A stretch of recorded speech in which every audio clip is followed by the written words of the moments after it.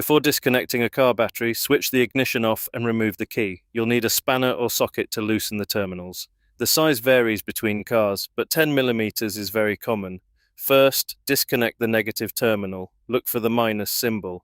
This is usually the black cable. Loosen the nut just enough to lift the terminal off. You don't normally need to remove the nut completely. Next, we need to undo the positive terminal. Look for the plus symbol. This is usually the red cable. The order is really important.